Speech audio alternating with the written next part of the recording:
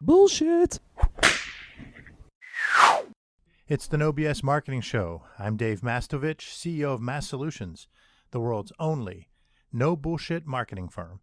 Today's episode is about Tesla and Apple and their unique shopping experiences.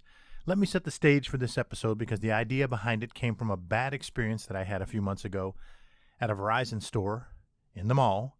It was so terrible that I actually left, made my way down to the Apple store for tips on the iPhone and my iPad.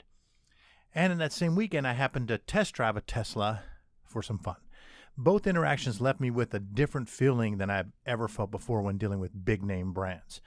What I noticed is that there's a commonality in how both treat their customers or approach their customer experience. Both Apple and Tesla, although uniquely different, work to create experiences for their customers and potential customers. For instance, the Apple Store experience spans beyond a bright store with white walls, light wood, furniture, and their immaculate products on display, although that's part of the brand. All that stuff's part of the brand.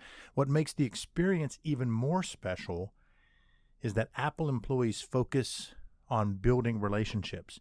Think about it. As soon as you cross the threshold of the store, you're greeted by an employee or Apple team member who asks what brought you into the store and if they can help you solve a problem. Now, I realize sometimes you walk in, they take your name and you wait 10, 15 minutes, but that's because of the popularity of going there. So yes, you do end up having a wait time sometimes. But the bottom line is it's not intrusive. They're not shoving deals down your throat and stalking you like a lion stalks his prey in the wilderness. They're not about upselling you. They're there to help you if you need it and on what you need it for. They rely on a technique that they've adapted from Ritz-Carlton, steps of service, the Ritz-Carlton steps of service. And every employee is trained on the acronym APPLE, A-P-P-L-E, which stands for A, approach customers with a personalized warm welcome. P, probe politely to understand the customer's needs. P, present a solution for the customer to take home today. L, listen for and resolve issues or concerns. E, end with a fond farewell and an invitation to return, Apple. This approach breaks down the barrier of merchant and consumer and creates a human-to-human connection that builds a unique and personalized experience for their customers. I will say when I look at the APPLE, a lot of that is what we strive to achieve at Massolutions. We didn't come up with MASSOLUTIONS, nor will we, but I like how they probe to understand the customer's needs. You've heard me talk about this a lot. Probing questions and active listening are vital to any company, any business, any person.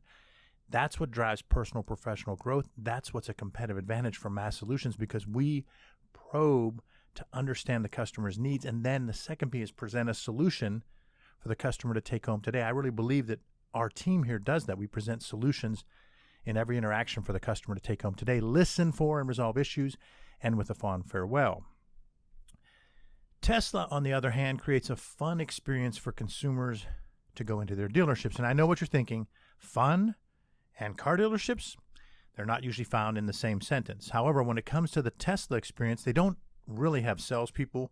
And what I mean by that is the people that are working there, the commissions are so minimal that they're really not salespeople. So they're not haggling. In some instances, they're probably not selling enough. In some instances, they just kind of say, here, go to our computer right here and look at what you want, and if you want to order it, fine.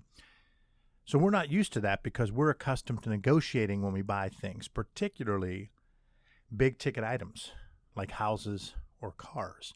But when you step foot into a Tesla showroom and then get behind the wheel of one of their cars, you experience something completely different. They're not just selling a car. They're selling the brand and what that brand stands for. And in turn, that idea of selling the brand and the experience actually sells cars.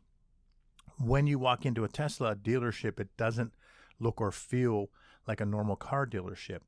When they go through how you purchase the vehicle and the benefits of the vehicle, it's almost like that Apple one. It's asking you some questions, listening, offering some solutions, telling you some of the benefits.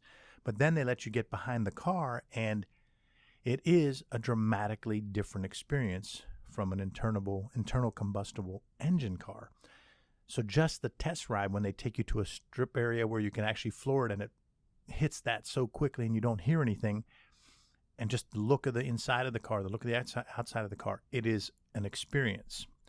So the idea of selling the brand and the experience actually sells cars. Crazy, isn't it?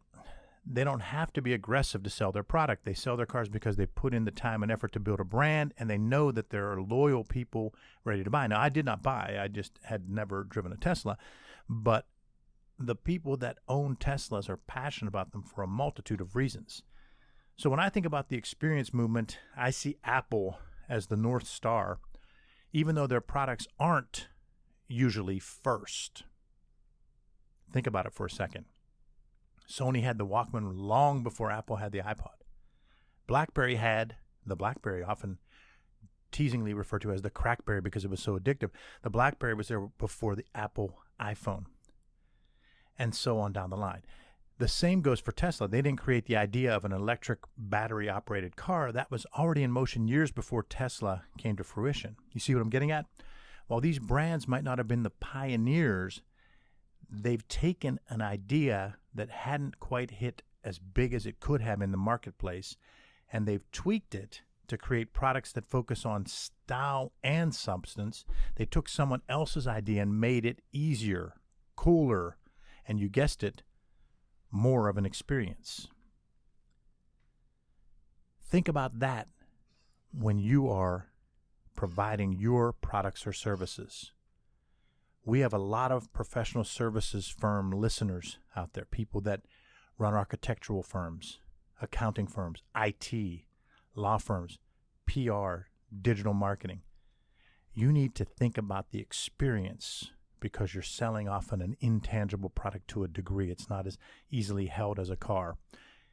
If you're in healthcare, you're selling an experience, and people are nervous and fearful and uncomfortable.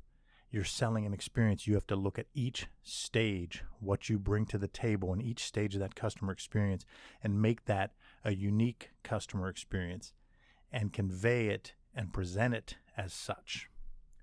That's the takeaway here is Tesla and Apple have created a unique experience in their own way every step of the way when you're looking at the brand, considering the brand, making the purchase, and living the customer experience. You can do something similar. I don't expect you to do what Apple and Tesla did, but I do know that regardless of the size of your company, regardless of the offerings of your products or services, you can and should take the unique competitive advantages that you have, tell that story, and explain it, and make it an experience every step of the way for your customers or clients.